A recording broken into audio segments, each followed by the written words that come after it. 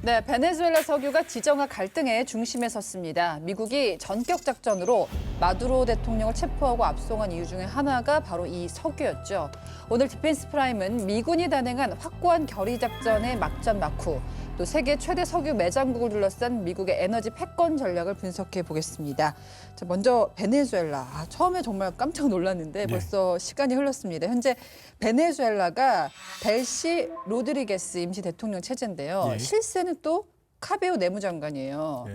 마두로 정권의 무장 민병대인 콜렉티보를 장악을 했는데 지금 카리카스 거리에 독자적인 검문소를 설치해서 로드리게스하고 정면으로 맞서고 있단 말이에요. 이러다 내전 나는 거 아니냐 얘기는 나오고 있는데 어떻게 보십니까? 정확하게 말하면요. 카베오와 로드리게스는 한패예요. 왜냐하면 지금 베네수엘라의 군부, 그다음에 지금 카베오 내무부, 이쪽이 기둥권총의 핵심이고요. 체제 유지의 그 양대 기둥입니다. 베네수엘라 군부는 일종의 세력권이에요. 마음대로 하기 어려운. 그러면서 모든 이권에 깊숙이 개입돼 있습니다. 그러면 로드리게스도 지금 석유부 장관이거든요. 부통령이면서 지금 임시 대통령을 하고 있지만, 그러니까 베네수엘라의 자원 노른자위를 이 기득권층들이 장악하고 있고 그중 핵심이 석유거든요. 물론 금도 있어요. 금도 있어요.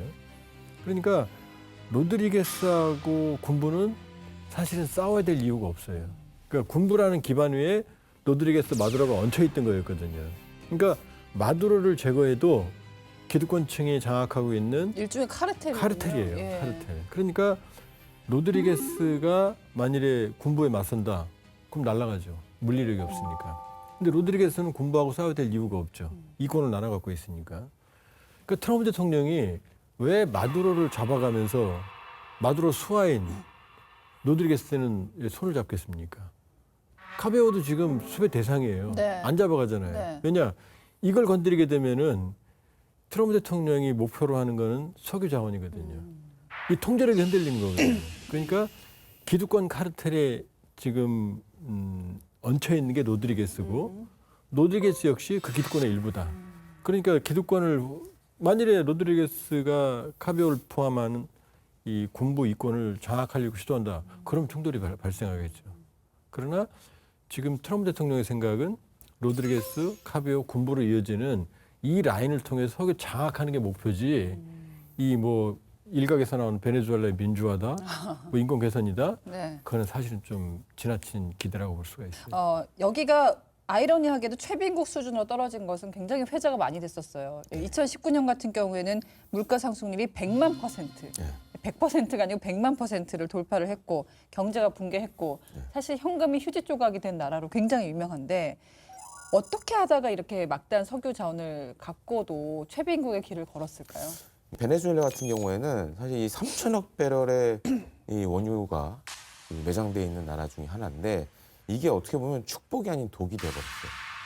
가장 중요한 이유는 뭐냐면은 76년에 한번 1차로 이 석유 관련된 시설들을 이제 국유화하는 걸 했고, 사실 이번에 이제 미국이 베네수엘라를 전격적으로 이제 마두로 체포에 나선 것도 그 전에 사실 이제 미국 기업들이 투자를 많이 했거든요. 그 석유 생산과 관련된 시설들을. 그래서 이제 그때 한번 이제 국유화 시도를 했었고 초기에는 어느 정도 잘 됐어요. 그런데 한 번 더 합니다. 2007년에 이제 차베스 정권이 집권하면서 이때 했는데 그래서 이제 미국 기업들이 소송을 걸죠. 그래서 이제 국제중재위원회 했는데 패소했음에도 불구하고 베네수엘라가 이거를 배상을 미이행하게 됩니다. 그리고 요거는 이제 베네수엘라만의 문제는 아닌데 지금 이란도 약간 흔들흔들 거리잖아요. 그 이제 이 석유에서 나오는 돈으로 사실은 여러 가지 보조금들을 주기 시작하면서 경제가 망가지기 시작했죠. 그리고 또 한 가지로는 정치도 엉망이 됐고 또 한 가지로는 미국하고 대척점에 서기 시작했잖아요. 사실 이전까지만 해도 베네수엘라는 굉장히 친미 국가였습니다. 그래서 남미에서 사실상 처음으로 미국의 F-16 전투기를 구매한 나라예요. 사실 우리가 무기를 판매할 때는 동맹국에 대한 어떻게 보면 믿음이 있으니까 파는 거죠. 근데 이후에는 반미로 돌아서면서 사실 미국과 이제 대척점에 서게 되고 그런 이제 일종의 퍼주기식 정책을 하면서 경제가 붕괴를 하게 되고, 제가 가장 인상 깊었던 건 그야말로 그 화폐 가치가 땅으로 떨어졌잖아요. 그래서 뭐 물건을 사러 갈 때 카트에다가 돈을 돈 담아서 이렇게 막 예. 이렇게 유명하잖아요. 아마 이제 시청자분들도 많이 보셨을 네. 거예요. 그러니까 그 정도로 사실 경제가 망가졌죠. 예. 그 석유 국유화 정책을 좀 두고 지난해부터 트럼프 대통령이 석유 도둑이라고 했어요. 어떻게 보면 지금 보면 밑밥을 깔았다라고도 볼 수 있을 텐데 이번 마두로 대통령 강제 이송 직후에도 사회주의 정권에 강탈당한 미국의 석유 인프라를 되찾겠다라고 했습니다. 석유를 찾겠다. 예. 이 주장 자체는 일리가 있는 겁니까?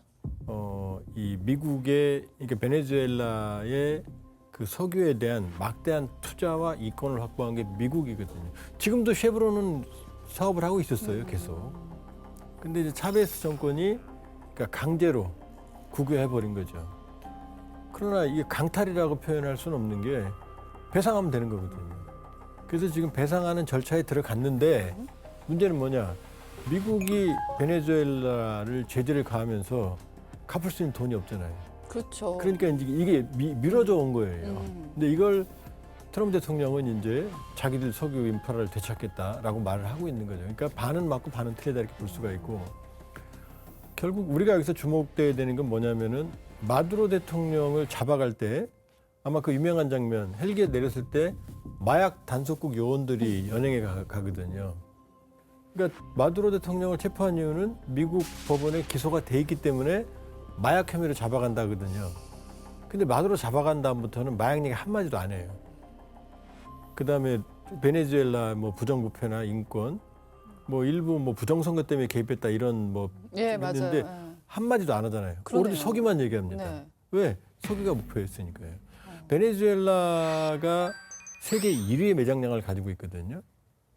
미국은 한 10위쯤 돼요. 근데 명분이 그렇다고 해도 다른 네. 문제들을 건드려야 되는 거 아니에요? 뭐 인권이라든지 말씀하신 그 정치적인 문제들을? 그걸 건드리면 더 혼란해지거든요. 그러니까 마두로 독재자의 최측근이 부통령 로드리게스였거든요. 근데 로드리게스하고 손을 잡잖아요, 지금. 로드리게스는 낮에는 반미, 밤에는 트럼프 대통령과 통화하는 거죠. 그러니까 제일 재밌는 게 뭐냐면 마차도, 베네수엘라 야권 지도자, 이 사람은 지난번 대선에서 더 많은 득표를 했던 걸로 추정이 돼요. 그래서 마차도가 노벨 평화상을 탔고 네. 이걸 위해서 미국이 아주 영화 같은 이 도피, 네. 이 작전을 짰잖아요. 그러면 마두로 대통령을 체포했으면 마차도를 임시 과도위원회 만들어서 앉혀야 되잖아요. 근데 트럼프는 마차도한테 별로 관심이 없어 관심이 보여요. 없는 게 아니죠. 한마디가 뭐라고 그랬어요. 예. 이 사람은 존경받지 못한다, 베네수엘라에서. 왜? 마차도가 들어가면 개도권과 충돌하잖아요. 그럼 혼돈이 그 생기고 트럼프가 원하는 그렇죠. 것이 석유 아니다. 자원을 통제 못하잖아요. 그러니까 마차도는 또 어떻게 해요? 노벨 평화상 평화상을 갖다 선물로 트럼프에게. 줬잖아요. 그 노벨위원회가 그러지 말라고 그랬어요. 아. 의미 없다고. 네. 그걸 주는 것도 사실은 블랙 코미디고 그걸 받고 좋아하는 것도 블랙 코미디죠. 트럼프 대통령이. 그러니까 처음부터 냉혹한 국제 질서, 냉정하네요. 냉정한 거죠. 그러니까 오로지 석유였던 거죠. 야. 근데 미국이 이번 작전을 감행했을 때 가이아나라는 국가가 등장을 해요. 결정적인 트리거가 됐는데 일단 가이아나라는 그 이름 자체도 좀 낯섭니다. 대부분 이제 다인종 예. 체계인데 이제 영어를 공용어로 사용하는 걸로 알려져 있습니다. 그리고 영어를 공용어로 사용한다라는 건 과거에 영국 식민지였다는 거겠죠. 근데 66년도에 독립한 다음에 이 사회주의 체제를 이제 채택을 했는데, 그래요? 예, 2015년에 이 유전이 발견되면서 네. 약간 상황이 바뀌었죠. 베네수엘라의 인접 국가긴 한데 그동안은 사실 크게 그렇게 주목을 못 받았어요. 그런데 여기서 석유가 또 나오기 시작합니다. 그놈의 석유네요. 네, 석유가 나오기 시작합니다. 보통 지금 가이아나는 해상에서 지금 많이 이 시추라든가 작업을 하고 있습니다. 2025년, 그러니까 지난해부터 일일 한 55만 배럴 정도의 석유를 생산하고 있고, 일일? 예, 예. 그러니까 GDP 한 3배 정도 지금 성장을 아. 했대요. 그러니까 2027년에는 130만 배럴까지 이게 올라갈 것 같다. 그러면 남미에서 거의 최강의 성장률을 자랑하는 거겠죠. 네.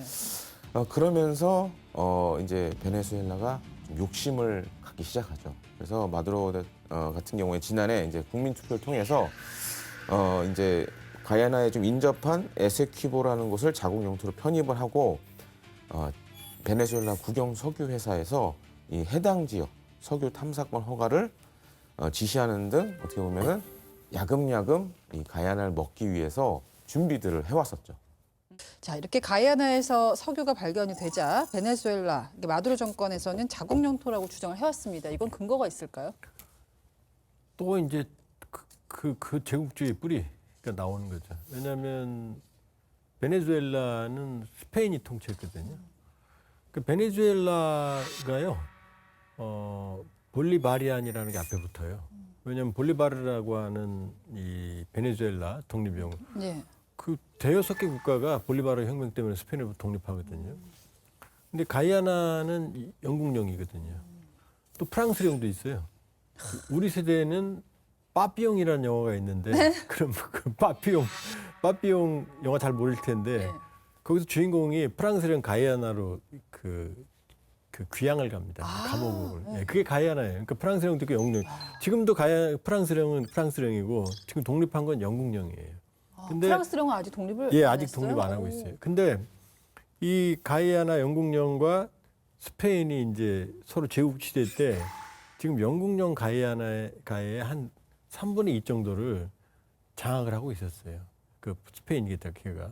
그러니까 지금 그 역사적 추억을 가지고 지금 우리 땅이라고 말을 하는 거죠. 그래서 그 전에는 관심도 없었는데 그 석유 때문에 이제 석유가 나니까 이제 차베스 마두로 정권이 이제 욕심을 부리기 시작했고 자기네 영토라고 주장을 하는 상황이었죠. 네. 그 상황에서 이제 마두로 정권이 지금 현재 마두로 대통령은 어쨌든 간에 지금 이제 미국에 체포돼서 압송된 상황이죠. 실질적으로 침공하는 위협을 느꼈을까요? 가야나 쪽에서? 지금 베네수엘라는 인구가 2,800만이고요. 네. 그다음 영국령 가이아나는 100만도 안 돼요. 그러니까 위협을 위협을 느낄 수밖에 없는. 실제로 군사적인 압박을 가한 적도 있어요. 네. 그러니까 위협을 충분히 느낄 만한 상황이죠. 이쪽 지역이 우리에게는 말씀하신 대로 가야나가 사회주의 체제라고 하지만 해상 유전을 보면은 사실상 미국 에너지 기업이 주도를 해왔습니다. 베네수엘라가 병력을 전진 배치하고 가야나한테 침공 위협을 가하니까 또 즉각 조치를 취한 거잖아요. 예. 미국 입장에서는 가이아나에 이미 있는 유전도 보호하고 베네수엘라 정권 교체를 통해서 뭐 교체가 아니라는 말씀도 하셨지만은 석유를 또 베네수엘라 석유도 이제 인프라를 잡을 수 있고 일거양득이네요. 그런데 이제 그럼 베네수엘라가 무슨 자신감으로 이 가이아나를 먹으려고 했나 보면 그래도 이제 베네수엘라가 남미에서는 나름 군사 강국이었어요. 이번엔 사실 3시간 만에 끝났지만 모든 것들이 와야 되면서 끝났지만 나름 군사 강국이었습니다. 그래서 이제 러시아에서 들여온 뭐 S-300 지대공찰도 있고 역시 S-30 전투기도 운용을 하고 있고 제가 앞서서 말씀드렸지만 F-16 전투기도 운용을 하고 있고 그 다음에 해군 전력도 상당해요. 근데 가이아나는 제대로 된 경비함도 하나 없었어요. 그러다 보니까 야 이거 잘못하면 베네수엘라에 뺏길 수 있겠구나. 그리고 이제 앞서도 말씀드렸지만 영국령 가이아나가 있고 프랑스령 가이아나가 있잖아요. 근데 프랑스령 가이아나는 사실은 프랑스 국내적인 존재로 지금 돼 있어요. 그래서 이런 얘기도 합니다. 그러니까 유럽 연합이 있잖아요. 예. 가이아나도 유럽 연합에 포함이 돼요. 사실상 프랑스 땅처럼 네, 국내적으로 이렇게 인정이 되는. 프랑스로서. 네. 예. 그래서 이제 그쪽 가이아나는 사실 베네수엘라가 함부로 할 수가 없죠. 그리고 프랑스 군대도 가이아나에 지금 주둔해 있는 상황입니다. 그러다 보니까 굉장히 심각한 상황이었고, 뭐 앞서도 이제 설명해 주셨지만 이게 대부분 지금 미국 기업들이 투자를 해서 지금 시추나 이런 것들을 하고 있잖아요. 그 미국 회사들 입장에서는 사실 이번에 이 마두로 전격 체포한 것도 제가 봤을 땐 그런 게 있는 것 같아요. 미국 그 석유 회사들이 이 백악관이나 네. 의회를 상대로 그런 로비를 했을 가능성이 높아요. 그러니까 마두로가 우리가 투자한 돈을 지금도 안 돌려주고 있다. 뭐 앞서도 예, 얘기해 주셨지만 그런 것들을 계속적으로 강조를 했기 때문에 이어진 걸로 보여지고 또 한 가지로는 베네수엘라에서 그렇게 뺏겼었잖아요. 사실상. 그럼 이게 가야나가 두 번째가 될 수 있다라는 위기도 좀 담겨 있어서 그래서 아마 이게 이 마두로 체포로 이어지지 않았나. 근데 미국이 지난 1월에 확고한 결의 작전을 펼쳤잖아요. 예. 결국에는 이것들이 다 쌓여서 놀라웠던 거는 너무나 한 나라의 대통령이라고 보기에는 너무나 쉽게 체포가 됐다는 거예요. 굉장히 순식간에 와해가 됐는데 그만큼 미국의 어떤 과학기술, 전술, 군사기술이 막강하다는 걸 눈으로 보여주지 않았습니까? 반은 우주군대 미국의 능력, 그다음에 반은 착시, 이렇게 볼 수가 있어요. 왜 그러냐면 지금 우리 모두가 사실은 이제 일종의 미국의 트릭에 속았다고 봐야죠. 왜냐하면 항모 전단을 파견했어요. 그다음에 강습 상륙 전단을 또 파병했어요. 그다음에 핵추진 잠수함까지 파병을 했어요. 그리고 베네수엘라 인근 해역 코앞이죠. 그러니까 일단 베네수엘라는 미국 앞마당이에요. 멀질 않아요. 플로리다에서. 그리고 코앞에 대규모의 선단을 배치해 놓고 언제 베네수엘라에 상륙하느냐 이런 이미지를 연출한 거죠. 근데 상륙할 생각이 없었죠. 그리고 이제 마약 선박들을 격침을 하면서 전 세계 눈이 거기 돌아가 있는데 미국이 한 일은 뭐냐면 바로 코앞에서 지금 마두로 대통령 그러니까 수도 카라카스 내부를 아주 현미경처럼 들여다보고 있었던 거예요. 어디가 문제고 어디가 허점이고 그다음에 이걸 매일매일 그 비행을 하면서 완벽하게 첫 번째 침공할 생각이 없었으면서 전면 침공할 생각이 없었으면서 마두로 체포에 특화된 계획을 비밀리에 이행을 하고 있었던 거죠. 두 번째는 이제 베네수엘라 군의 바로 부실한 관리 체계.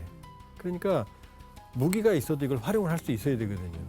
쉽게 말하면 레이더에 전원도 안 들어가 있는 상태라고 말할 정도로 레이더는 사다 놨지만 운용할 수 있는 시스템이 전혀 갖춰져 있지 않았던 거죠. 세 번째는 바로 이제 그 모든 이 상황을 정리할 수 있는 미국의 완벽한 능력, 그 전자전 능력 특히 전자전 능력과 특수전 능력 이게 결합이 된 거죠. 그러니까 어떻게 지금 정확한 수치는 안 나오지만 쿠바 쪽은 확인을 했어요. 경호대 32명 전멸이죠. 그다음에 마두로 경호 포함해서 한 80명이 현장에서 사살된 걸로 알려지는데 미군은 단 한 명의 피해가 없거든요. 심각한 부상도 없어요. 그 얘기는 뭐냐면 우위였네요. 사실상 학살에 가까운 거예요. 왜냐하면 완전히 장님을 만들어 놓고 어둠 속에서 저쪽은 장님인데 이쪽은 그냥 어둠 속에서 모든 작전을 끝냈다고 보면 되는 거거든요. 그다음에 마지막으로 이제 마두로 본인의 책임이죠. 방심. 설마 침공할까? 자기를 잡아갈 거라고 상상도 못했고 또 직전에 바로 중국 특사가 왔잖아요. 제가 보기엔 중국 특사가 엑스맨이에요. 왜냐 중국 특사를 만나니까 감히 중국 특사가 있는 상황에서 그 폭격을 해요. 그리고 사실은 아주 위험한 작전이었습니다. 운도 따른 거예요. 실제로 기체 한 대가 피격당했었거든요. 격추됐으면 전멸이거든요. 그러니까 운도 따라줬다. 완벽한 미국의 능력과 그다음에 베네수엘라 내부의 문제와 운도 따랐다 이렇게 볼 수 있죠. 가장 화제가 됐던 게 베네수엘라 군인들이 갑자기 쓰러졌다는 거야. 너무 몸이 아프고 귀가 아프고 막 이래서 미군이 음파 무기 쓴 거 아니냐라는 얘기가 나왔습니다. 일부는 뭐 피를 토하면서 쓰러졌다는 증언도 나왔는데 미국이 뭐 딱히 답변을 안 해요. 네. 실제로 사용을 했을까? 뭐 전자레인지에 사람을 돌리는 것과 비슷하다는 얘기도 있던데요. 미국이 조지 W 부시 대통령 시절 그때부터 그 지향성 에너지 무기라는 거를 여러 가지를 개발을 해요. 지향성 에너지 무기가 뭐냐면은 여기에는 뭐 음파도 있고 그다음에 뭐 적외선 같은 것도 있고 뭐 여러 가지가 있는데 그럼 이걸 왜 개발했냐? 그러니까 이라크에서 여러 가지 미군이 문제를 겪게 됩니다. 특히 이제 뭐 시위라든가 이런 걸 통제를 해야 되는데 그럼 뭔가 효과적으로 이거를 진압할 수 있는 방법이 없을까 생각해낸 게 바로 이제 지향성 에너지 무기들을 만들기 시작합니다. 그래서 일각에서는 이번에 작전이 펼쳐졌을 때 뭐 이제 조한 박사님 얘기해 주셨지만 헬기로 돌입을 했잖아요. 그래서 헬기에 그런 지향성 무기를 달아서 은신처에 쏜 거 아니냐 이런 얘기도 지금 나오고 있는데 그건 모르겠습니다. 지금 얘기를 안 하는 걸 보면 그냥 비밀스럽게 넘어가고 싶은 건지 그런 좀 차이도 있고 미국이 사실 이제 9.11 테러 이후로 뭐 델타포스 그다음에 뭐 네이비실 6팀 대북으로 이런 팀들이 빈라덴도 잡았었죠. 그리고 IS와의 전투를 하면서 실전 경험이 사실 전 세계 지금 최고의 수준에 다다르고 있어요. 그런 요원들이 이제 투입이 됐으니까 이런 뭐 아무리 쿠바에서 날고 긴다 하는 뭐 그런 특수부대원들도 순식간에 제압이 될 수밖에 없고 또 한 가지는 저도 사실 우리나라에서 이제 707 우리나라의 어떻게 보면 최정예 특수부대죠. 훈련을 한번 제가 취재한 적이 있었는데 일단 이런 예를 들어 스튜디오에 누군가가 납치되어 있다 그러면 돌입하자마자 성광탄을 던집니다. 아, 만약에 이 상황이면 네, 성광탄을 그러니까 조수빈 아나운서가 잡혀 있다. 납치된 기분이죠. 네, 예. 그러면은 들어오면서부터 뭐 전원도 다 꺼지고 눈을 못 뜨게 하는구나. 성광탄을 예. 던지는데 성광탄을 제가 한번 맞아 보니까 딱 알겠더라고요. 맞아 보셨어요? 그러니까 그 터지는 현장이 있었거든요. 어. 근데 어때요? 셔터를 누르다가 제가 그냥 멍하게 한 5초 정도 있었어요. 왜요? 그만큼 폭음하고 이 빛과 소리 때문에 뭘 할 수가 없어요. 그러니까 그 사이에 특수부대원들이 사격하면 예. 그냥 다 아무도. 가는 거죠. 그러니까 순식간에 너무 당하다 보니까 뭔가 미국이 특별한 무기를 쓴 건 아니냐 이런 것도 좀 화제가 되고 있습니다. 그러니까 조한범 박사님이 살짝 짚어주시긴 하셨습니다만은 뭐 베네수엘라 무기 체제를 딱 보니까 러시아산하고 중국산이 많아요. 이걸로 방공망을 갖추고 있었거든요. 근데 이게 전혀 뭐 속수무책으로 당한 거예요. 정상적인 작동 상태가 아니었던 걸로 추정이 되고요. 그리고 그나마도 전자전에 의해서 순식간에 마비가 되니까 대응할 수가 없었던 거죠. 그러니까 말씀드렸지만은 그 인근에서 계속해서 그 장비들 가동, 허점, 시간대 이런 걸 모두 다 파악을 하고 있었던 거죠. 그러니까 지금 이번에 뭐 지금 우주군대 뭐 비밀 무기까지 나오지만 제가 보기에는 제일 중요했던 건 우리 김평론가님 말씀하셨지만은 미국의 특수전 운영 능력이 그게 제일 컸던 것 같다. 예를 들면 이번 작전이 왜 위험했냐면 오사마 빈 라덴이나 기타 테러리스트들 작전과는 차원이 다른 게 이건 수도에 침입해서 마두로 대통령을 제거하는 게 아니라 생포해 오는 거거든요. 그러니까 그 비밀 무기 같은 걸 사용했다. 만일에 마두로 대통령까지 그 대상이 되면 어떻게 돼요? 만일에 그러겠네요. 부상당하거나 죽거나 그렇게 보면 저는 지금 극적인 어떤 무기 이런 것보다는 정말로 세계 최고의 훈련과 실전 경험을 가진 이 델타포스, 그 다음에 미국의 장비, 그 다음에 치밀한 준비 이런 거의 작품이다. 그러니까 이걸 갑자기 80명 그다음 모두가 쓰러졌다 그러면 마두로도 쓰러져야죠. 바로 안가에 있었는데. 그게 어떻게 가능했을까요? 그러니까 제가 보기에는 아까 김평론가님 말씀하셨지만 아마 특수전 작전 능력이죠. 모든 인원들을 배치를 알고 있었을 거고 아마 내부적으로 아마 내부 휴민트가 있었을 거다. 아니면 그 안가를 그렇게 알 수가 없잖아요. 어디가 어느 방이 오래 있는지를. 관찰을 해서 어디 그렇죠. 허점이 있는지 파악하고 계속 보고 있었다. 있었고 지금 나오지 않는 게 뭐냐? 바로 그거죠. 사전에 깔려 있었던 미국의 휴민트 이 부분은 지금 공개가 안 되고 있는 거죠. 웃자고 하는 얘기인데 그 로드리게스면은 정말 역대급 식스센스급 반전이겠네요. 그렇죠. 왜냐면 가장 큰 수혜를 보고 있는 것 같아서. 왜냐하면 트럼프 대통령이 그랬잖아요. 마두로 잡아간 다음에 로드리게스가 대화 다 됐다고 바로 얘기를 했잖아요. 야, 어쩌면 그런 반전이 어쩌면 있을 로드리게스 수도. 잡혀가기 전에 네. 이 마두로 대통령 잡혀가기 전에 네. 로드리게스하고 물밑에서 접촉이 있었을 가능성도 있죠. 그렇군요.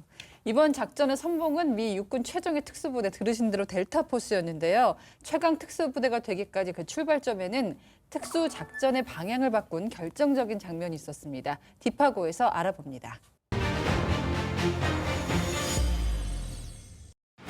오사마 빈 라덴을 사살한 넵튠 스피어, IS의 우두머리 알바그다디 제거 작전까지 미국이 가장 은밀하고 위험한 곳에만 투입하는 특수부대 중의 특수부대, 이른바 티어 1 델타포스. 가장 깊은 베일에 쌓여 있어 오랫동안 미국 정부가 존재조차 인정하지 않았던 그야말로 유령과도 같은 존재였는데요. 그만큼 이곳은 아무나 들어올 수도 없습니다. 공식적으로는 정군 모집이지만 실제로는 이미 그린베레나 레인저 같은 최정예 부대에서 산전수전 다 겪은 베테랑들이 대부분. 그런데 그 화려한 이력도 이곳에선 입장권에 불과한데요. 지옥 같은 선발 과정이 기다리고 있기 때문입니다. 그 마지막 관문은 악명 높은 롱워크.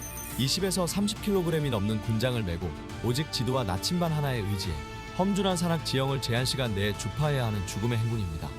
이 과정에서 지원자의 90% 이상이 탈락합니다. 이렇게 육체와 정신의 한계를 뛰어넘는 선택받은 극소수의 강자들만이 델타포스의 대원이 되는 것이죠. 그런데 완벽해 보이는 이 전설적인 부대에게도 지우고 싶은 악몽과 같은 과거가 있습니다. 그것도 역사적인 첫 번째 실전 투입이었죠.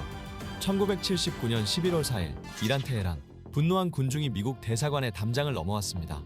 무려 66명의 미국 외교관과 시민들이 인질로 잡혔고 이 중 52명이 장기간 억류되고 말죠. 당시 카터 행정부는 외교적 협상을 시도했지만 호메이니가 이끄는 이란 혁명정부의 태도는 완강했습니다. 결국 협상은 결렬됐고 인질들의 억류 기간은 하염없이 길어져만 갔습니다. 재선을 앞둔 카터 대통령에게 선택지는 단 하나, 군사작전이었습니다. 그런데 문제는 거리와 위치였는데요.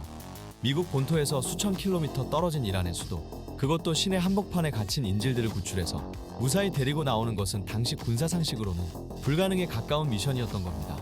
이 불가능을 가능으로 만들기 위해 펜타곤은 베일에 쌓여있던 한 부대를 호출하는데요. 찰스 백위드 대령이 창설한 대테러 전담 특수부대 델타포스였습니다. 작전명은 독수리 발톱. 핵심은 이란의 사막 한복판 코드명 데저트1에서 접선을 하는 것이었습니다. 시나리오는 완벽했습니다.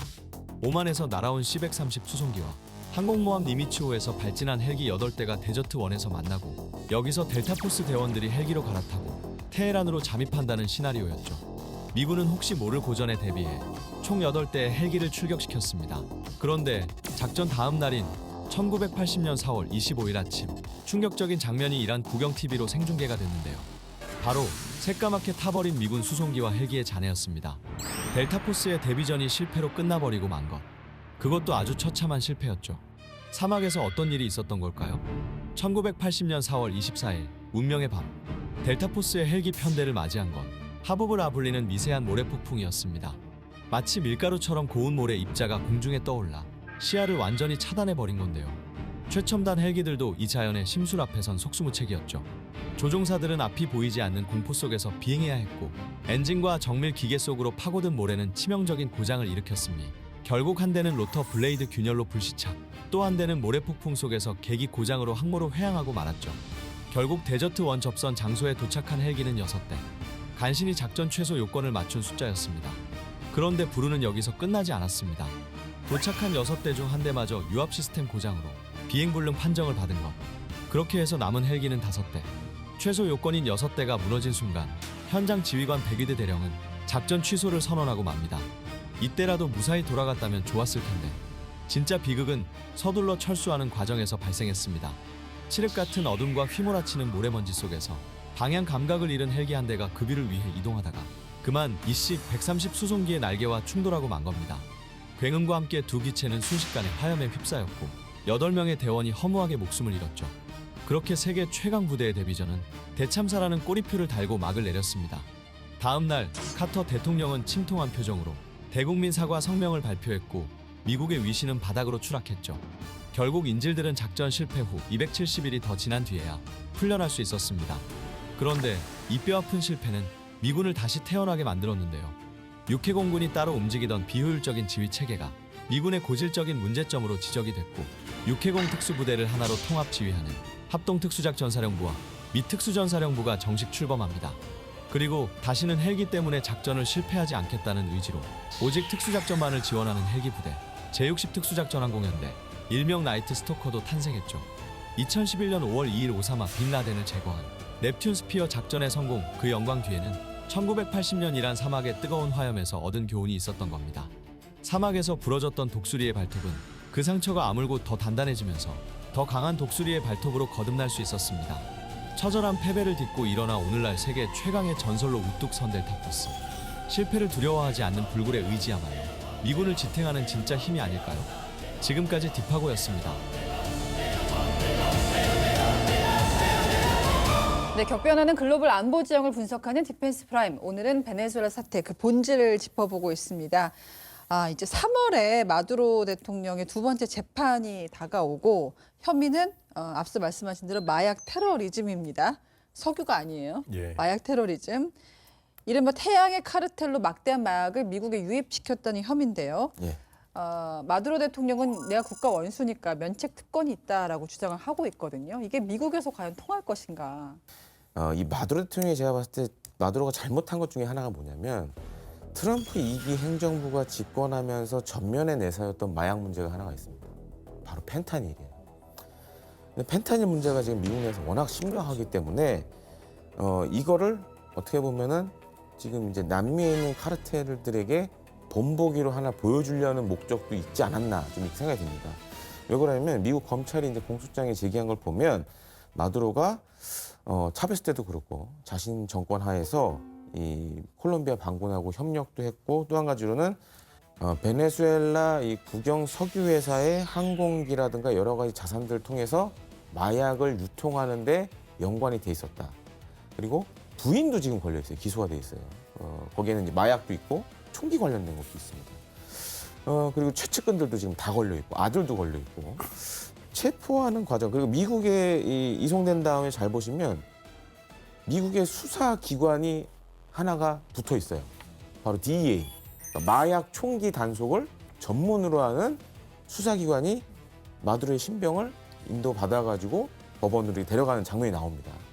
근데 이 DEA는 남미에서 미국이 벌였던 마약과의 전쟁에서 핵심적인 기관이에요.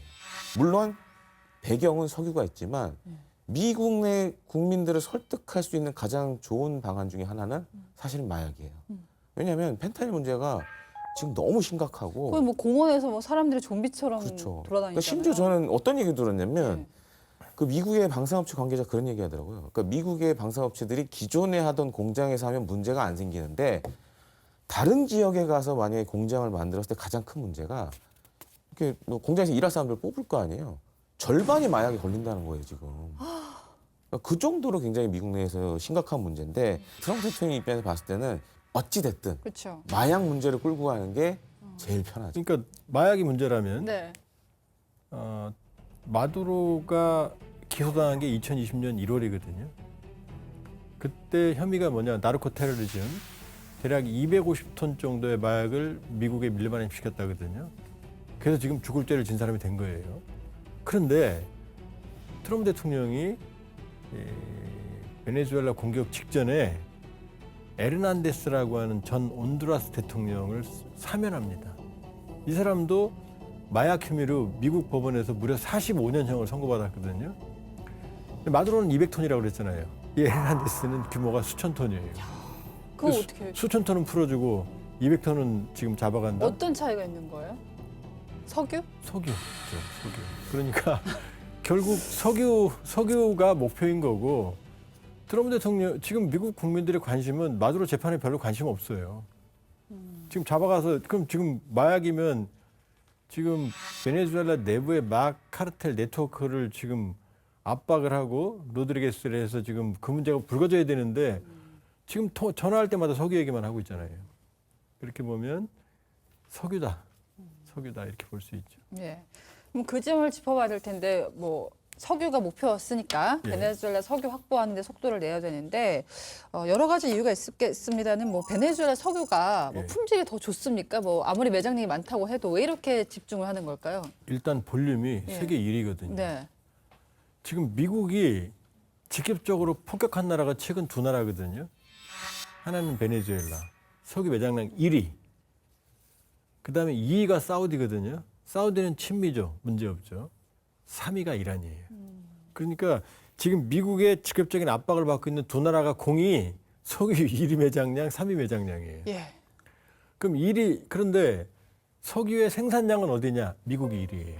시엘가스 때문에. 근데 미국은 석유를 수출하거든요. 근데 미국은 경질류예요. 베네수엘라는 1위 매장량이면서 중진류거든요. 끈적끈적한. 그럼 어느 게 좋냐가 아니라 미국의 정유사의 상당 부분은 이 중진류 정유에 특화되어 있어요. 그러니까 놀고 있거든요. 이 베네수엘라가 끊기면서 이 중진류를 캐나다에서 들여왔거든요. 근데 이제 베네수엘라의 석유 자원을 확보하게 되면 안정적인 네. 중진류 공급이 가능하고 그리고 지금 생산량이 미국이 1위라고 그랬잖아요. 매장량 1위를 통제하게 되면 다 되는 거네요. 다 되는 거죠. 만일에 이란까지 통제하면 야. 에너지 패권은 트럼프 손에 들어가는 겁니다. 캐나다한테 요즘 사유도 안 좋고. 사이도 안 좋죠. 예. 근데 그러니까 트럼프 대통령한테 석유는 A부터 Z까지 다 모든 거예요. 자, 에너지 패권을 가지면은 세계 에너지 시장을 통제할 수 있어요. 그러면 중국도 이제 코피 터집니다. 중국을 통제할 수 있으니까. 에너지 가격을 통제하면 푸틴도 코피 터져요. 왜냐, 에너지 가격을 통제하니까. 그 다음에 미국 인플레이션을 잡을 수 있어요. 그 다음에 유권자의 표심을 잡을 수가 있어요. 그러니까 트럼프 대통령한테 석유는 처음이자 모든 것 다 석유가 해결해 주는 거죠. 그러니까 다시 말씀드리지만 마두로 체포라는 극단적인 극약 처방을 한 건 베네수엘라. 그다음에 이란 폭격까지 했고 또 이번 이란 시위 사태 때 트럼프 대통령이 막 관공서 장악하라고 막 자극했잖아요. 예. 그리고 바로 폭격할 것처럼 계속 협박했잖아요. 압박했잖아요. 그 공이 그 두 나라는 석유를 가지고 있죠. 저 눈에 까신 김정은한테는 그렇게 안 하잖아요. 왜요? 석유가 없잖아요. 아, 그렇군요. 석유 무조건 석유다. 예, 트럼프 대통령의 그- 석유는 모든 것이에요. 베네수엘라 석유를 대체 역할을 했던 게 캐나다산 석유라고 말씀을 하셨잖아요. 그렇죠. 가격도 비쌌을 것 같아요. 캐나다는. 아무래도 베네수엘라는 바로 이 카리브해를 경유해서 대량 수송이 가능하고요. 해상으로. 그다음에 캐나다의 중전류는 캐나다가 가격 결정권을 가지고 있지만 베네수엘라는 이제 어떻게 돼요? 트럼프 대통령이 그러잖아요. 돈은 석유를 자기들이 사가면 돈은 자기가 통장에 놓고 자기가 쓴다잖아요. 베네수엘라를 위해서. 그러니까 캐나다와 베네수엘라는 완전히 다르죠.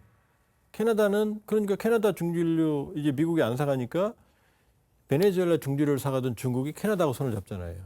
근데 베네수엘라는 아닌 거죠. 완전한 미국의 범위 내에서 심지어 이런 말도 하잖아요. 영어 표현으로는 우리가 베네수엘라를 통치할 거야. 그러니까 베네수엘라 석유는 자기 거라는 거죠. 그러니까 자기가 통제하겠다는 거죠. 그러니까 사실상 미국의 에너지 패권에 베네수엘라 편입이 되면 네. 가격 결정권도 미국이 가지게 되는 거죠. 야, 그럼 석유 생산 기업들, 미국 기업들이 굉장히 원가도 절감되고 여러 가지 이점이 생기네요. 그런데 미국 기업들은 지금 머뭇거리고 있죠. 왜요? 한번 당했잖아요. 아, 내정이 불안정하잖아요. 그러니까 트럼프 대통령 화내잖아요. 왜 투자 안 할 거냐고. 그러니까 트럼프 대통령 입장은 그냥 석유 자원 통제하고 로드리게스 협력하고 그러면 이제 진행이 될 거라고 생각하는데 베네수엘라 내정이 그렇게 쉽지가 않죠. 상황을 쭉 보니까요. 사실 이렇게까지 가는데도 사실 베네수엘라와 미국의 1대1 관계라기보다는 또 중국 얘기를 안 할 수가 없어요. 중국이 그동안 중남미에서 영향력을 계속 확대해 왔단 말이에요. 베네수엘라 역시도 돈을 막대하게 이제 빌려주고 석유 공급권을 확보해 왔는데 이렇게 되면은 중남미에서 중국의 입지가 또 약해지는 거냐 아니면 아까 캐나다랑 손잡았다는 얘기도 말씀하셨잖아요. 네. 또 중국이 다른 방식의 통제권을 확장할 것이냐. 중국이 사실 약간 이런 반미적인 성격을 갖고 있는 국가들의 그동안 지원도 많이 해왔고 남미 쪽에 또 한 가지로는 이 베네수엘라 우리가 계속 얘기하고 있지만 막대한 양의 석유가 있잖아요. 베네수엘라에 사실 중국이 베네수엘라 석유도 상당 부분 수입을 했었고 그 다음에 이제 이번에도 군사작전 때 이제 미국이 노렸던 타겟 중에 하나가 중국이 베네수엘라에 JY-27라는 스텔스기 잡는 레이더도 팔았었어요. 그리고 이번에 이제 미국이 공습한 걸 보면 거기서 이제 부서진 무기들 상당수가 다 메이드인 차이나입니다. 그러니까 그 정도로 많이 지원을 해왔었는데 어떻게 보면 남미의 일종의 거점 국가로 이렇게 육성을 해왔었는데 이번에 이게 다 무너진 거죠. 베네수엘라 하나 때문에. 네, 무너졌죠. 대신에 이제 이렇게 되면 이제 중국도 아마 이제 고민을 하게 될 겁니다. 그러니까 지금같이 뭐 우리가 1대1로 얘기 많이 하지만 그런 식으로 이제 거점 국가를 만들어서 이렇게 하는 게 과연 맞느냐. 그러니까 지금 잘 보시면 베네수엘라도 흔들거리고 있죠. 지금 이란도 어떻게 될지 몰라요. 그 다 중국과 어떻게 보면 1대1로 연구에 있는 국가들인데 아마 그래서 이제 향후에는 뭔가 좀 다른 방식, 오히려 경제적인 방식으로 더 갈 수도 있고. 예를 들면 지금도 뭐 차관을 제공하면서 그렇죠. 경제적으로도 생태계를 구축을 해왔었잖아요. 해오고 중남미 있고 쪽에서. 또 한 가지로는 아마 뭐 브라질 같은 예. 그렇다고 완전 반미는 아니지만 약간 애매한 국가들을 상대로 더 적극적으로 나설 수 있는 거죠. 이런 방식으로 좀 방향이 좀 바뀔 것 같은데 아마 이제 특히 중국이나 러시아 입장에서는 굉장히 자괴감에 빠질 수밖에 없어요 지금. 왜냐하면 일단 남미는 지리적 거리적으로 너무 멀고 군사적으로 뭘 할 수가 없어요. 그러면 남미에 있는 국가들도 이번 사태를 통해서 느꼈을 게 뭐냐면 아무리 우리가 중국하고 친하게 지내도 군사적으로 도움을 받을 수는 없구나라는 그런 결론에 도달하지 않았을까 이렇게 좀 생각이 됩니다. 조한범 박사님도 동의하세요? 중국의 영향력이 흔들릴 것이다. 중남미에서. 지금 이제 미국 트럼프 대통령의 전략 중에 하나가 뭐냐면 중국과 정면 충돌을 하면 자기도 피본다는 거 알았거든요. 그때는 제3차 대전 되는 거 아닙니까? 이제 일단 경제 전쟁에서 네. 지금 시진핑 우위예요. 지금 관세로 때리니까 중국 경제가 약화되는 게 아니라 지난해 무역 흑자가 무려 1조 달러예요. 사상 최대예요. 오히려 수출선을 다변화했어요. 물론 출혈 밀어내기도 있지만 거기다 콩만 안 사가도 미국 농민들 코피 터지고 히토리오 제조업 코피 터지고 예. 그러니까 트럼프 대통령은 외곽을 때리는 전략으로 좀 전환한 것 같아요. 그러니까 베네수엘라를 치는 거죠. 중국을 못 치니까. 그럼 중국의 1대1의 거점, 전략적 거점, 그다음 이란도 중국하고 친하거든요. 이란을 두들겨 패면 아무래도 이란의 원유를 제약을 하면 이게 또 중국을 압박을 하게 되는 거거든요. 그렇게 보면 트럼프 대통령의 우선적인 목표는 석유지만 그러나 그렇게 제약하는 국가가 대부분 다 친중이다. 그러니까 친중, 중국과의 네트워킹을 끊는 효과도 동시에 있다 이렇게 볼 수가 있고요. 이번 베네수엘라 사태는 우리 한국 K방산에는 제가 보기에는 호기가 될 것 같아요. 방산주가 이번 많이 올랐어요. 네, 왜냐하면 예. 자 중국제 무기가 이건 아닙니다. 아하. 라는 게 확인이 됐죠. 러시아산도 안 돼. 러시아산도 안 돼요. 네. 그다음에 그럼 미국 건 되느냐? 그것도 베네수엘라 아니야. 봤잖아요. F-16 샀는데 미국이 예. 압박하니까 부품도 안 주잖아요. 예. 그럼 남미 국가, 중남미 국가들이 어떻게 생각을 하겠어요? 미국 무기에 의존하는 건 위험하다. 언제 끊을 수 있으면. 그다음에 중국과 러시아제 무기는 이제 확인이 됐다. 그럼 유럽은 비싸. 그러면 이제 딱 눈을 돌리는 게 바로 가격과 성능을 경쟁력을 겸비한 한국. 마침 이번에 페루가 우리 K2부터 시작해서 대규모 방산의 성과가 도출됐거든요. 그렇게 보면 이제 뭐 유럽, 아시아, 뭐 인도, 뭐 북아프리카도 있지만 이제 중남미도 K방산 이번 베네수엘라 사태로 왜냐하면 중남미도 이제 이 국방 쪽에 투자할 어떤 그런 요인들이 많이 생겼거든요. 안보적 불안정성이 그렇게 보면 중남미도 이제 K방산의 중요한 어떤 시장이 될 가능성이 더 커졌다 이렇게 볼 수 있죠. 베네수엘라의 세계 최대 석유 매장량 이제는 뭐 미국 주도의 시스템을 다시 열리는 것 같아요. 우리는 사실 중동에 많이 의존을 하잖아요. 석유 같은 경우는 70% 정도 된다고 하는데 우리에게 뭐 피부로 와닿는 변화가 있을까요? 지금 이제 베네수엘라가 이렇게 마두로 체포되고 예. 한 과정에서 지금 가장 불안해하는 나라들이 몇몇 나라가 있어요. 물론 이제 이란 이런 나라도 있지만 사실 지금 사우디아라비아가 제일 불안해요. 왜냐하면 베네수엘라도 오페크 회원국입니다. 그러면 베네수엘라가 만약에 미국의 통제에 들어가면 물론 이제 더 많이 사우디보다 더 많이 생산할 수 그렇죠. 있겠네요. 기존의 오페크 체제가 무너지는 거예요. 그래서 사실 이제 사우디아라비아가 지금 좌불안석인데 우리도 뭐 베네수엘라에서 수입을 할 수가 있게 되는 그럼 거예요. 다음에 트럼프 대통령이 얘기할 게 뭘까요? 우리 거 사가라. 그렇죠. 동맹국들에게 아마 미국산 석유 뭐 지금도 사실 우리가 뭐 여러 가지 뭐 관세 문제라든가 이런 거 이제 풀어야 될 때 사실 이제 미국에서 뭐 천연가스를 들여온다든가 이런 것들도 지금 고민들을 다 하고 있잖아요. 아마 그런 요구들이 앞으로 향후 좀 강력해지지 않을까라고 좀 생각이 되는 부분입니다. 예, 조한범 박사님. 저는 나쁘지 않다. 왜냐하면 트럼프 대통령은 고유가론자가 아니에요. 저유가론자예요. 유가를 낮추면 관세로 인한 인플레이션 이걸 잡을 수 있다고 판단하는 거거든요. 그러니까 유가 측면에서는 우리가 크게 나쁜 상황은 아니다. 그리고 중동에 의존하고 있지만 그러나 에너지 패권이 미국 손으로 넘어가면 에너지의 중심축이 사우디에서 미국으로 넘어가는 거거든요. 다변화되는 거죠. 그럼 사우디 입장에서는 소위 말하는 이제 석유 갖고 하는 갑질 이게 영향력이 훨씬 떨어지죠. 첫 번째. 그러니까 크게 나쁜 상황은 아니다. 첫 번째. 두 번째는 그러나 지금 트럼프 대통령의 임기가 끝나도 차기 정권도 베네수엘라에 대한 석유권을 포기하지는 않을 거예요. 그리고 이란 사태의 추이가 어떻게 될지 모르겠지만 결국 트럼프 대통령이 원하는 건 저는 이란의 석유라고 보거든요. 그럼 만일에 이란하고 미국이 석유 가지고 빅딜을 하면 왜냐하면 하메네이 정권도 출구가 없거든요. 그럼 세계 1위, 3위에 대한 석유에 대한 영향력을 세계 1위의 생산량에 미국이 장악하게 되면 거의 독점 상태가 되는 그러면 거예요. 이제 게임은 끝나는 거죠. 그러면 트럼피즘의 에너지 패권이 확보가 되는 거고 차기 미국 정권이 들어선다 하더라도 정권이 교체돼도 그걸 포기할 리가 없잖아요. 그러니까 미국 에너지 패권 시대에 대비해야 된다. 네. 이렇게 볼 수 있어요. 네, 디펜스 프라임 오늘 내용 여기까지입니다. 저희는 매주 금요일 밤 10시 KFN에서 여러분 찾아갑니다. 고맙습니다.